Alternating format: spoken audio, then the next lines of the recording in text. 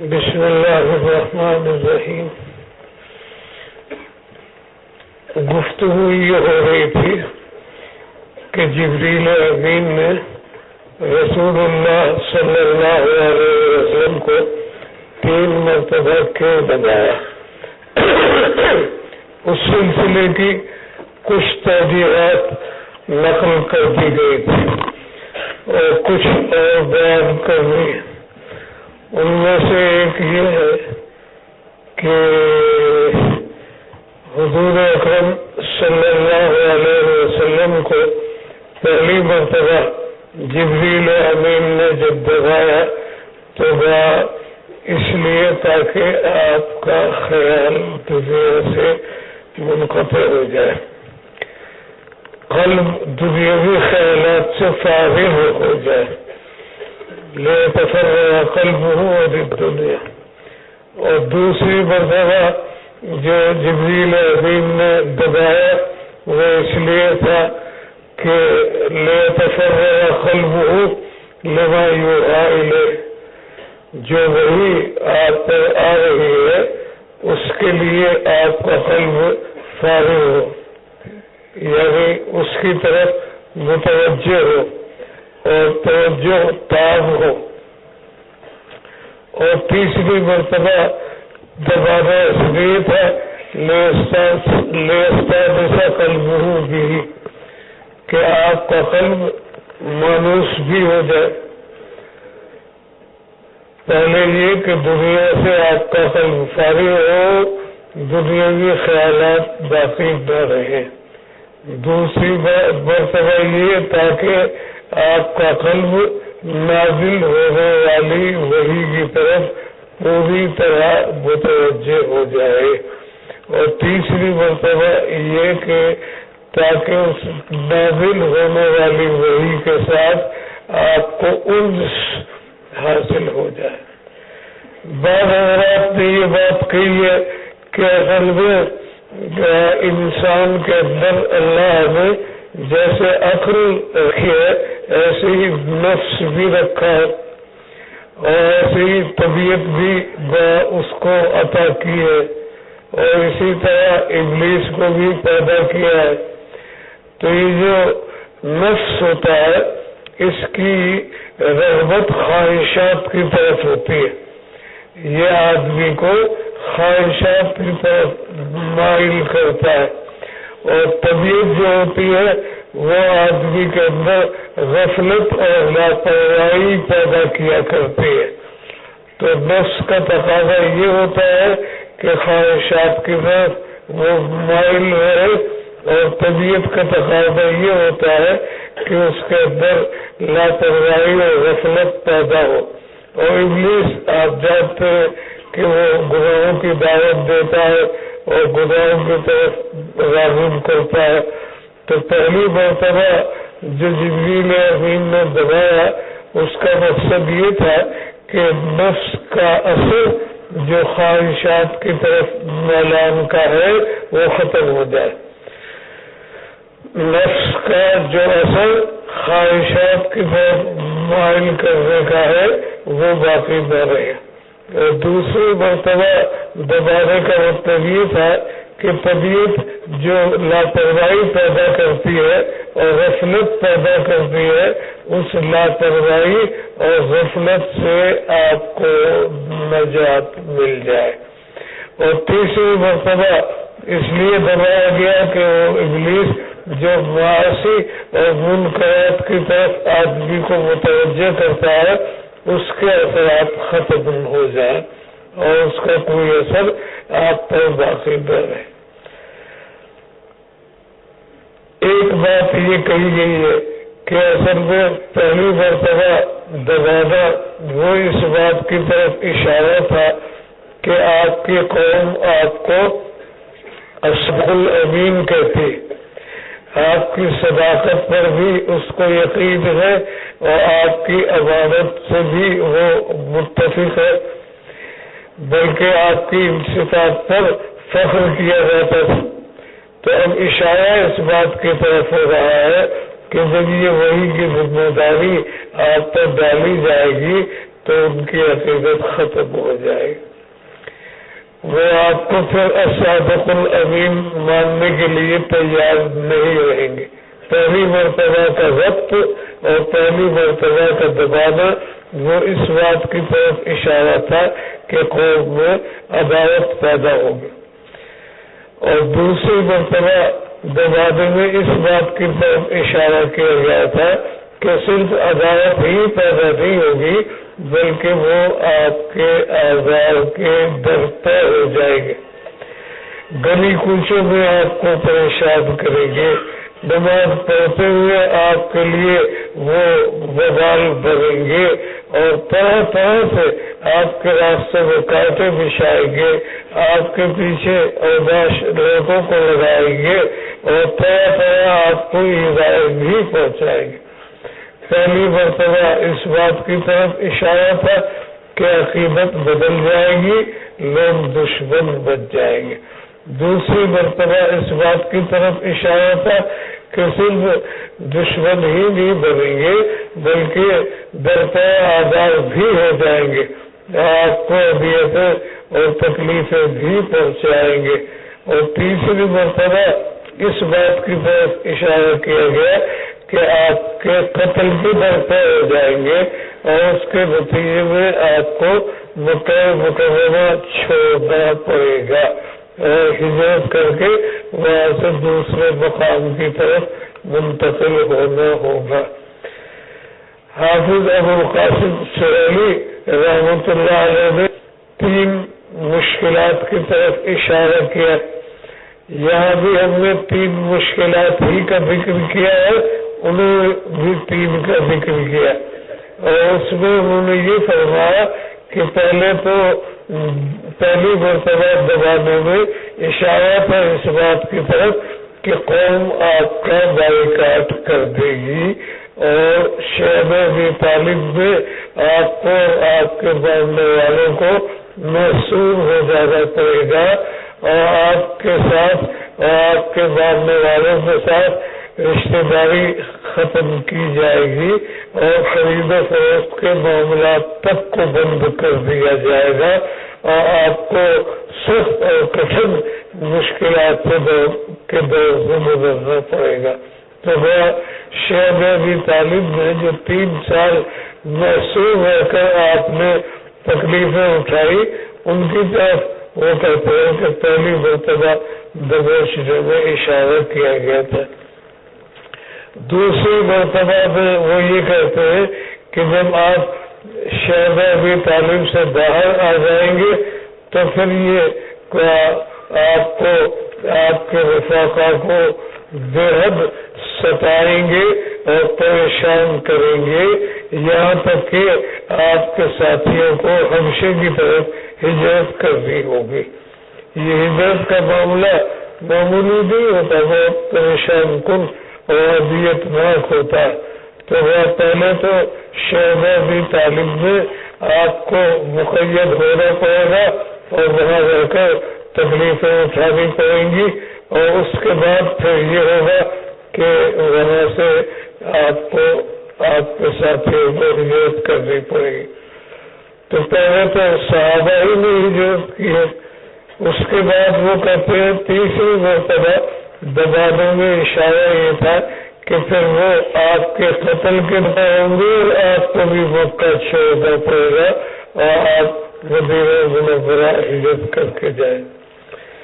اور بھی بہت سے اقوال ہیں. اس کے علاوہ ایک بات شاہ عبدالعزیز محدث دہلوی رحمۃ اللہ علیہ نے ارشاد فرمائی. انہوں نے فرمایا کہ اصل میں یہاں جبریل امین نے نبی اکرم صلی اللہ علیہ وسلم کو 3 مرتبہ دبا کر توجہ القائی اور توجہ اصلاحی اور توجہ اتحادی کے لیے دبایا ہے. وہ فرماتے ہیں کہ توجہ کی 4 قسمیں. ایک توجہ انعکاسی ہوتی ہے. ایک آدمی ہے دل میں خیر کے جذبات ہیں، پاکیزہ خیالات ہیں.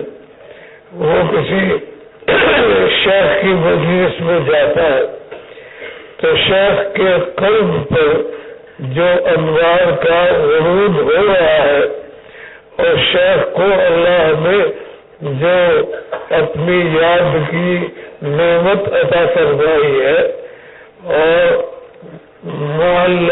معیت الہی سے سرفراز کیا ہے، یہ جو اللہ کی یاد ہوتی ہے اور قلب ہر وقت اللہ کی یاد سے آباد ہوتا ہے اور اللہ کی معیت کی نعمت حاصل ہوتی ہے، یہ بہت بڑی قیمتی شے ہے.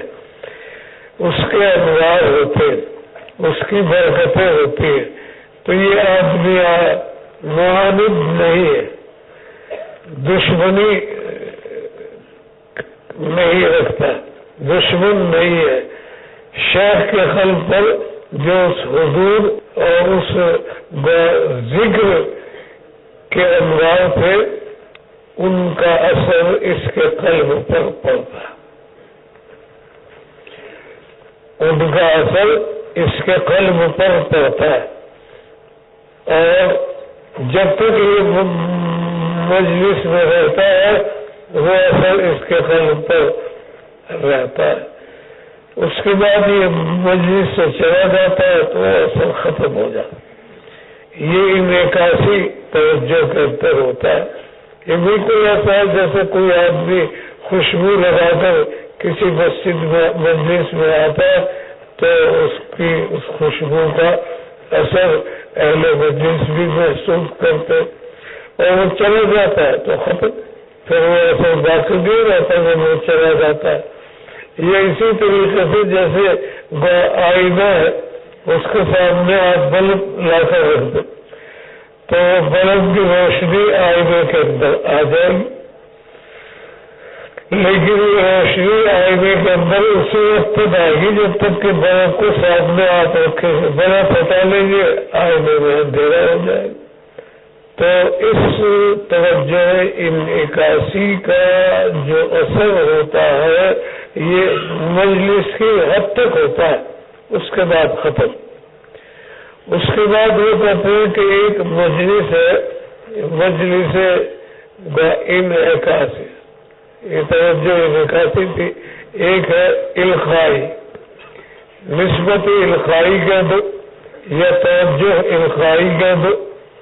اس کے اندر یہ ہوتا ہے کہ وہ مرید جو شیخ کے قلب کی خدمت میں آیا ہے اس نے ذکر و فکر کے ذریعے سے اپنے قلب کو مجلا بنایا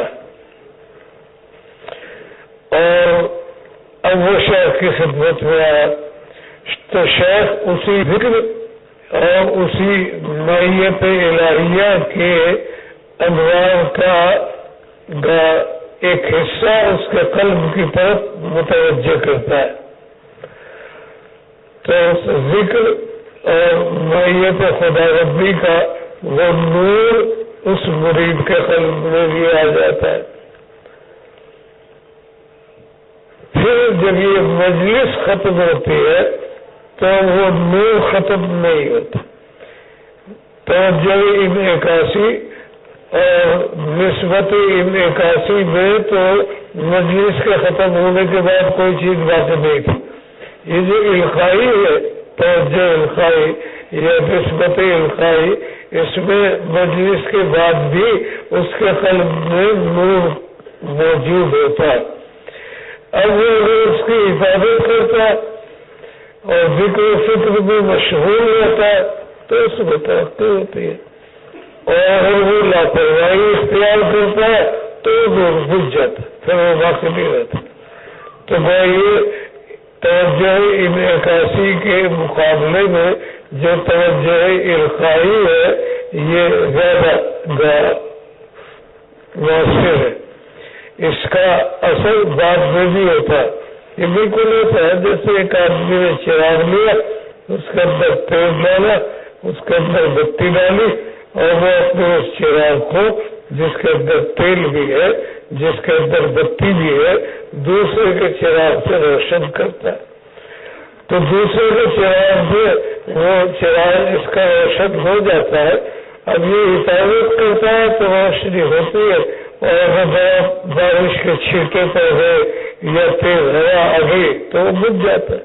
تو یہی کیفیت توجہ القائی میں ہوتی ہے کہ مرید کے قلب میں شیخ کے قلب کے اجزاء میں سے نور کا افاضہ ہوتا ہے اور اس کے دل میں نور پیدا ہو جاتا ہے. اب یہ حفاظت کرتا ہے تو باقی رہتا ہے، حفاظت نہیں کرتا تو بجھ جاتا ہے. اس کے بعد وہ کہتے ہیں کہ ایک توجہ اور مثبت اصلاحی ہے. نمبر 1 عکاسی، نمبر 2 القائی، نمبر 3 اصلاحی. اصلاحی جو ہے یہ بہت طاقتور ہوتی ہے، یہ بہت توانع ہوتی ہے. شیخ کے قلب میں جو معارف الہیہ کا ورود ہو رہا ہے، ان معارف الہیہ کے ورود سے ایک نہر نکالی جاتی ہے، اور وہ نہر مرید کے قلب کی طرف متوجہ کر دی جاتی ہے. اب ظاہر ہے کہ یہ ہر مرید کے لیے تو نہیں کیا جائے گا، یہ اسی کے لیے کیا جائے گا جس نے محنت کی ہے، جس نے ذکر و فکر کے لیے اہتمام کیا ہے، اپنی صلاحیت کو اعلیٰ اور بہترین بنا لیا ہے، اور وہ شیخ کی تربیت ہی سے ہوتا ہے. اب وہ مرحلہ ہے کہ شیخ کے قلب سے جو بحر معارف جاری ہے اس سے ایک نہر اس کے قلب کی طرف نکال دی جاتی ہے. اب وہ نہر جو نکالی جاتی ہے تو وہ معارف کا سلسلہ شیخ کے قلب سے مرید کے قلب کی طرف آتا ہے. اس میں درمیان میں چھوٹی موٹی اگر کوئی حرکت اور غلطی ہوتی ہے تو اس سے کوئی نقصان نہیں ہوتا. جیسے کہ نہر میں اگر کچھ تن کے آٹے گر جائے یا لکڑی کے چھوٹے موٹے ٹکڑے آ جائے تو وہ بہ کے چلے جاتے ہیں. تو اسی طریقے سے اس توجہ اصلاحی کے دوران بعد میں مرید سے کوئی چھوٹی موٹی غلطی ہو جائے، صراط اعلیٰ کا ارتکاب ہو جائے تو نقصان نہیں ہوتا. ہاں البتہ کسی کبیرہ کا اگر ارتکاب ہوتا ہے تو کبیرہ کے ارتکاب کے بعد وہ سلسلہ جو شیخ کے قلب سے مرید کے قلب کی طرف انوار اور برکات کی آمد کا تھا وہ موقوف ہو جاتا. وہ بالکل ایسے ہی ہے جیسے بڑی جگہ سے چھوٹی جگہ نکالی جاتی ہے. تو منفرد اگر بند کر دیا جائے گا تو پانی کی آمد بند ہو جائے گی، یا چھوٹی جگہ میں کہیں شکاف پڑ جائے گا تو اس کا پانی ضائع ہونے لگے گا. تو اسی طریقے سے مرید سے اگر گناہ کبیرہ کا ارتکاب ہوگا تو وہ سلسلہ معارف کی آمد کا موقوف ہو جائے گا اور اس کی دور خشک ہو جائے گی. جیسے منفرد اگر بند کر دیا جائے چھوٹی دور خشک ہو جاتی ہے یا اس میں شگاف پڑ جائے تو وہ خشک ہو جاتی ہے. اسی طرح کبیرہ کے ارتکاب سے اس کے قلب کی طرف آنے والی دور وہ بھی خشک ہو جائے گی. لیکن اگر یہ توبہ کر لیتا اور اپنی غلطی پر ندامت کا اعتراف کرتا ہے اور اللہ سے معافی مانگتا ہے تو پھر وہ جاری ہو جاتی، پھر جاری ہو جاتی. کبیرہ کا ارتکاب مضر ہوتا ہے لیکن یہ کہ اس کا تدارک ممکن ہے اور وہ توبہ سے. اس کے بعد وہ کہتے ہیں کہ ایک توجہ اتحادی ہے. توجہ اتحادی میں یہ ہوتا ہے کہ شیخ مرید کے کو اپنے سینے سے لگاتا ہے اور جتنے انوار اور جتنے برکات اور جتنے فیوض کا افاظہ شیخ کے قلب پر ہو رہا ہے ان تمام کو مرید کی طرف متوجہ کر دیتا ہے. باقی یہ نہیں ہوگا کہ شیخ خالی ہو جائے. وہ استاد آپ کو تعلیم دیتا علوم اور نفائس سے آپ کو مطلع کرتا ہے اور آپ کو اس سے مستفید کرتا ہے، تو شیخ خالی تھوڑی ہو جاتا ہے، استاد خالی تھوڑی ہو جاتا ہے۔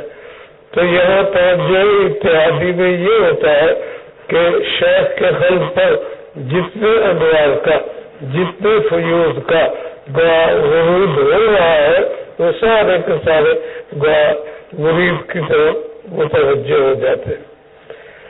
اس پر انہوں نے ایک واقعہ بھی نقل کیا کہ حضرت شیخ باقی باللہ رحمۃ اللہ علیہ کہ یہاں ایک مرتبہ کچھ مہمان آ گئے۔ مہمان آئے تو شیخ کے فاقت اور وہ اپنے مہمانوں کا اکرام کرنے سے عاجز اور قاصر تھے۔ شیخ کو پریشانی اور وہ کبھی گھر میں جا رہے ہیں، کبھی باہر آ رہے ہیں۔ اس طرح کا ان کا عمل دیکھ کر ان کی خانقاہ کے سامنے ایک نان بائی کی دکان تھی، اس نے یہ محسوس کیا، وہ جانتا تھا کہ ان کے یہاں فاتح بھی ہوتے، تو اس نے یہ محسوس کیا کہ شیخ کے پاس مہمان ہے اور معلوم یہ ہوتا ہے کہ گھر میں فاقہ ہے اور مہمانوں کے اکرام کا کوئی انتظام نہیں، تو اس نے باقاعدہ کھانا تیار کیا اور مہمانوں کی مناسبت سے بہت عمدہ کھانا تیار کر کے وہ لے کر حاضر ہوا تو شیخ کو بڑی خوشی ہوئی کہ اللہ نے ہمیں مہمانوں کے اکرام کا انتظام کر دیا۔ تو اس پر شیخ نے فرمایا بھائی تم ہمیں بھی خدمت کا موقع دو، ہمیں بتاؤ ہم تمہاری کیا خدمت کریں۔ تو اس نے کہا کہ میری تو اور کوئی خواہش نہیں، بس ایک ہی خواہش ہے کہ مجھے بھی آپ اپنے جیسا بنا لیں۔ تو شیخ نے کہا نہیں کچھ اور کہو۔ اس نے اصرار کیا اور کہا کہ نہیں، میں تو بس ایک بات مانگتا ہوں اور چاہتا ہوں کہ آپ مجھے اپنے جیسا بنا لیں۔ چنانچہ کوئی وقت مقرر ہو گیا، شیخ اس کو اپنے حجرے کے اندر لے گئے اور وہ توجہ اتحادی ڈالی۔ اس توجہ اتحادی کا نتیجہ یہ ہوا کہ یہ دونوں حضرات جب حجرے سے باہر آئے تو یہ نہیں پتہ چلتا تھا کہ کون شیخ ہے کون نان بھائی، صرف اتنی بات تھی کہ ایک تو ہوش و حواس میں تھے اور ایک بالکل مست بنا ہوا۔ وہ نان بھائی جو تھا وہ تحمل نہیں کر سکا اور وہ بالکل مستی کی کیفیت میں آ گیا اور اس کا نتیجہ یہ ہوا کہ چند دن کے بعد اس کا انتقال بھی ہو گیا۔ تو شاہ عبد العزیز محدث دہلوی رحمۃ اللہ علیہ کہتے ہیں کہ جبریل امین نے پہلی مرتبہ میں جو توجہ ڈالی وہ القائی تھی اور دوسری مرتبہ جو توجہ ڈالی وہ اصلاحی تھی اور تیسری مرتبہ جو توجہ ڈالی وہ اتحادی تھی۔ اور نتیجہ یہ ہوا کہ اس توجہ اتحادی کے بعد ملکیت کی جتنی صفات جبریل میں تھی وہ آپ میں منتقل، ملکیت کی جتنی صفات جبریل امین کو عطا ہوئی تھی وہ جب رسول اللہ صلی اللہ علیہ وسلم کو عطا ہو گئی۔ اور پھر آپ کو معلوم ہے کہ یہ تو ابتدا کا واقعہ ہے، اس کے بعد 23 سال آپ اس دنیا کے اندر رہے ہیں، آپ نے اس ملکیت میں کتنی ترقی کی یہ بھی قابل ہے۔ اس میں اتنی ترقی کی کہ معراج کے موقع پر سدرۃ المنتہا پر پہنچنے کے بعد جبریل امین نے آگے جانے سے انکار کر کہ آگے جانے کی صلاحیت اور آگے جانے کی اہلیت میرے اندر نہیں، اور حضور اکرم صلی اللہ علیہ وسلم وہ آگے تشریف لے گئے۔ تو بہرحال شاہ عبد العزیز محدث دہلوی رحمۃ اللہ علیہ نے اس وقت کے سلسلے میں یہ توجیہ کی ہے اور توجہ اور نسبت کی 4 قسمیں بیان کی۔ پہلی جو توجہ انعکاسی تھی، اشکال یہ ہوگا کہ ہم نے 3 کے لیے کہا کہ اصلاحی اور ارتقائی، اصلاحی اور اتحادی توجہ جبریل امین نے ڈالی، تو توجہ تو ایک انعکاسی بھی ہوتی ہے۔ تو شیخ الحدیث مولانا زکریا نے فرمایا کہ وہ تو دیکھنے سے ہی حاصل ہو گئی، اس کے لیے وقت کی ضرورت نہیں تھی۔ جبریل امین جب آئے تو آپ نے ان کو دیکھا اور دیکھنے سے وہ توجہ انعکاسی کا جو فائدہ ہے وہ حاصل ہو گیا۔ اس کے بعد میں فقال اقرأ بسم ربک الذی خلق خلق الانسان من علق اقرأ وربک الاکرم الذی علم بالقلم علم الانسان ما لم یعلم۔ یہ 5 آیتیں آئی۔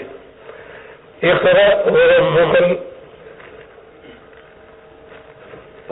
بسم ربک الذی خلق، یہاں رب کا ذکر آیا، اور تربیت آپ جانتے ہیں کہ تدریجی انداز میں ہوا کرتی ہے، ایک چیز کو تدریجاً کمال کے درجے تک پہنچایا جاتا ہے۔ تو یہاں بسم ربک میں رب کی اضافت آپ کی طرف کر کے اس طرف اشارہ کیا گیا ہے کہ اللہ تبارک و تعالیٰ نے آپ کی تربیت کی ہے اور آپ 40 سال کی عمر تک پہنچ گئے ہیں، اور اللہ نے آپ کو کیسی کیسی اعلیٰ اور عمدہ صفات کے ساتھ موصوف فرمایا ہے۔ لہذا آپ یہ غم نہ کریں کہ آپ قرات کیسے کریں گے، آپ تو امی ہیں۔ اللہ تبارک و تعالیٰ نے تربیت کے ذریعے سے جیسے یہاں تک پہنچایا ہے، اسی طریقے سے وہ آپ سے قرات بھی کرائیں گے۔ اشارہ اس بات کا، اقرأ بسم ربک الذی خلق خلق الانسان من علق۔ بسم ربک الذی خلق میں مفعول کا ذکر نہیں کیا، اپنے اس رب کے نام کے ساتھ آپ پڑھیے جو خالق ہے، یعنی کل کائنات کا خالق، کوئی چیز اس کے حلقہ خلق سے باہر نہیں۔ آگے اس کے بعد فرمایا کہ خلق الانسان من علق، انسان کو دم بستہ سے پیدا کیا۔ اب آپ اندازہ لگائیں کہ دم بستہ وہ نجس ہے، وہ لا یعقل اور جماد ہے، اور اس دم بستہ سے جو نجس بھی ہے اور لا یعقل بھی ہے اور قبیلہ جمادات ہے، اللہ کی قدرت دیکھیے کیسے صاف بولتا ذی عقل ذی ہو انسان اللہ پیدا کر دیتا۔ یہ سارے کے سارے انسان اسی دم بستہ سے تو پیدا ہو جو کہ عقل سے بھی محروم ہے اور جمادات سے بھی شامل ہے۔ تو یہاں بھی اسی طرف اشارہ کیا کہ آپ قرات کے معاملے میں پریشان نہ ہوں، اللہ تبارک و تعالیٰ آپ کے اندر قرات پیدا کریں گے۔ اس کی قدرت کی بھی کوئی انتہا نہیں ہے، وہ تو دم بستہ سے انسان پیدا کرتا ہے۔ اس کے بعد میں آگے اقرأ وربک الاکرم، رب کے اندر اشارہ کیا گیا تھا کہ آپ کے اندر اللہ قرات پیدا کرے۔ اللہ بھی خلق کے اندر مفعول کو حذف کر کے اشارہ کیا گیا تھا کہ اللہ جیسے تمام چیزوں کو خالق ہے، آپ میں قرات بھی وہ پیدا کرے گا۔ اور اس کے بعد خلق الانسان من علق بھی تیسری مرتبہ اشارہ کیا گیا تھا کہ وہ جب دم بستہ سے انسان پیدا کر سکتا ہے اور اس کی قدرت اس پر حاوی ہے تو آپ کے اندر قرات بھی پیدا کر سکتا ہے۔ اقرأ وربک الاکرم، اب یہاں یہ بتایا کہ آپ کا رب وہ بخیل نہیں، وہ تو بڑا کریم ہے، لہذا اس کی طرف سے قرات کا افادہ آپ پر ہوگا. آپ یہ نہ سمجھے کہ میرے اندر صلاحیتیں ہوں اور اللہ کی طرف سے اعانت نہ ہو تو کامیابی کیسے ہوگی؟ نہیں، اس کی طرف سے کامیابی ہوگی، اس لیے کہ وہ بہت کریم. اس کے بعد بھی آگے فرمایا کہ اکرم الذی علم بالقلم، اللہ تو وہ ہے جو قلم، آپ جانتے ہیں کہ قلم کیا ہے. قلم وہ لاواقل، قلم وہ جو بات سے، اور اسی قلم کا فیض ہے کہ آج پوری دنیا علوم سے مستفید ہو رہی ہے، کتابیں چھپی ہوئی ہے اور وہ پڑھی جا رہی ہے، نئی کتابیں لکھی جا رہی ہے. تو اللہ تبارک و تعالی جو قلم جیسی چیز سے جس کو بعقل و خرد حاصل ہے، جو جزادات میں داخل ہے، تعلیم کا فائدہ پہنچا رہا ہے، تو آپ تو ماشاءاللہ ذی علم ہے، ذی رائے، ذی ہوش ہے، صفات محمودہ سے موصوف ہے. آپ کے ذریعے سے اگر تعلیم کا اور قرات کا انتظام کیا جائے تو اس میں کیا اشکال. پھر اس کے بعد آپ کو معلوم ہونا چاہیے کہ ادھر بھی اشارہ کیا کہ قلم جو ہے وہ کاتب کے ہاتھ میں ہوتا ہے، وہ چلائے چلتا ہے، وہ روک دے رک جاتا ہے، وہ جو لکھوانا چاہے وہ لکھتا ہے، جو نہ لکھوانا چاہے قلم اس کو نہیں لکھتا. تو اس طرح اشارہ کیا گیا کہ جو قلم واسطہ ہے تعلیم کا، آپ کے لیے واسطہ تعلیم کا جبرائیل ہے. یہ جبرائیل قلم کاتب سے افضل نہیں ہے تو جبرائیل آپ سے افضل نہیں. وہ تو یہ تعلیم مایو محروم کے کا پابند ہے، جو ان کو حکم دیا جاتا ہے وہ اس کو بجا لاتے ہیں. ان کو آپ کا معلم قرار دیا جانا اور آپ سے ان کو افضل قرار دیا جانا یہ قابل قبول نہیں ہوگا. جیسے کہ قلم ذریعہ تعلیم کا ہے، کاتب سے وہ افضل نہیں ہوتا. اس کے بعد وَعَلَّمَ الْإِنسَانَ مَا لَمْ يَعْلَمْ، وَعَلَّمَ الْإِنسَانَ مَا لَمْ يَعْلَمْ میں اس بات کی طرف اشارہ کیا کہ بچہ پیدا ہوتا ہے کچھ نہیں جانتا، کچھ نہیں سمجھتا، اس کے بعد اس کی پرورش ہوتی رہتی ہے، آہستہ آہستہ وہ جاننے لگتا ہے، آہستہ آہستہ وہ سمجھنے لگتا ہے. اس کے بعد پھر ایک مرحلہ آتا ہے جب علم و فضل سے موصوف ہو جاتا ہے. تو اسی طریقے سے اللہ تبارک و تعالیٰ نے آپ کو پیدا کیا، آپ بھی نہیں جانتے. اللہ تبارک و تعالیٰ نے آپ کی تربیت کی، انبیاء کی تربیت صفت علم سے ہوتی ہے. جبریل امین کو وحی لانے کے لیے اسی لیے مقرر کیا گیا کہ ان کی تربیت بھی صفت علم ہی سے ہوئی ہے. تو انبیاء کی تربیت میں بھی صفت علم کو دخل ہے اور جبریل بھی اسی صفت علم کے حامل ہے. تو اس لیے آپ کو اللہ تبارک و تعالی معلوم یعلم جن چیزوں کو آپ نہیں جانتے ان کو بتائیں گے، غیب کی خبریں آپ کو دیں گے، حشر نشر کے حالات آپ کو بتائیں گے، جگہ سزا کی تفصیلات سے آپ کو آگاہ کریں. تو ان 5 آیات میں ایک تو حکم آیا، ایک تو اللہ کی صفات کا ذکر کیا. اقرا بسم ربک الذی خلق، وہ رب ہے، وہ خالق، اس کے رب ہونے کا اور خالق ہونے کا ذکر کیا، اور خالق ہونے کا ذکر کئی مرتبہ کیا. تو اشارہ اس بات کی طرف ہوا کہ قرآن مجید میں ذات و صفات اور عقائد کے احکام بیان کیے جائیں. ان 5 آیتوں میں قرآن کے مضامین کا خلاصہ بھی آ گیا. وہ ایک تو اس طرح پر کہ اللہ کی ذات کا اور صفات کا ذکر کیا، دوسری کہ اقرا حکم آیا تو قرآن احکام بھی آئیں گے. اور وَأَنَّهُ الْإِنسَانُ مَا لَمْ يَعْلَمْ میں اشارہ اس بات کی طرف بھی کیا ہے کہ غیب کی خبروں سے بھی واقف کیا جائے گا اور قرآن کے اندر غیب کی خبریں بیان کی گئی. تو اس طرح یہ 5 آیات قرآنی احکام کے مضامین کی طرف بھی مشیر ہو گئی. بس